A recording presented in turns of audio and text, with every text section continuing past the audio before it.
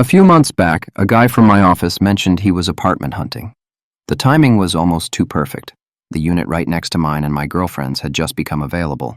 We weren't friends outside of work, but we were friendly enough. I figured living next door to someone familiar might actually be convenient, so I mentioned it to him. He came and saw the apartment and ended up moving in. Once in a while, I'll catch him and wave hi or give him a ride to office. That was that, nothing unusual. The first real interaction he had with my girlfriend was at a birthday party. At the time, nothing stood out. I introduced them, and they just greeted each other as anybody would.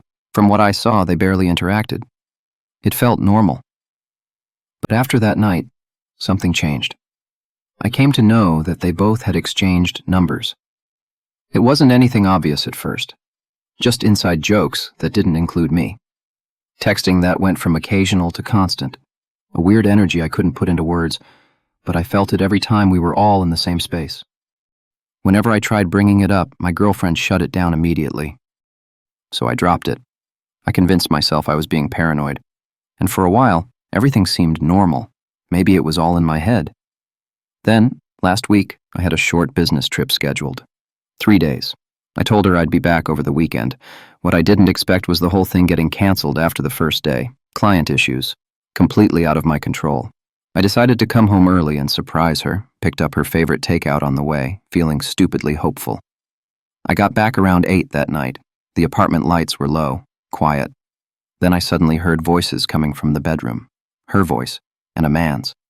My stomach dropped. I walked down the hallway and saw them. My girlfriend, and my coworker, in my bed. I don't remember saying much. I don't remember yelling. I just remember turning around and walking out. I sat in my car for hours after that, staring straight ahead, trying to convince myself I hadn't imagined it. I didn't know where else to put it. We share that apartment, or shared it. I'm done. I can't go back there. And knowing he lives right next door, that's the part that makes me feel physically sick. I was completely wrecked.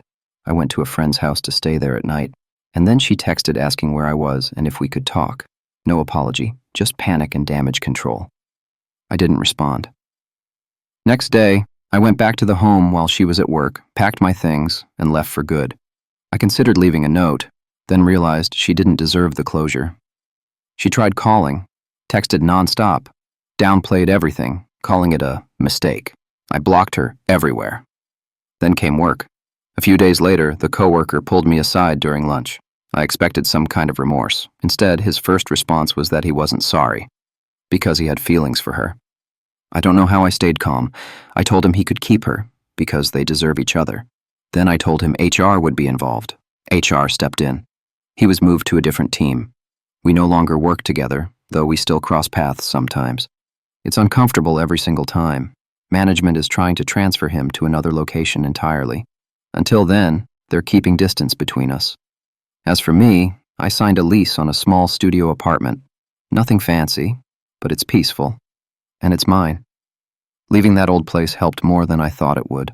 Right now, I'm just rebuilding. No dating, no distractions, just work, healing, and learning to trust my instincts again. If there's one thing this taught me, it's that when something feels off in your relationship, don't let anyone convince you you're imagining it. Trust your gut. It's always right.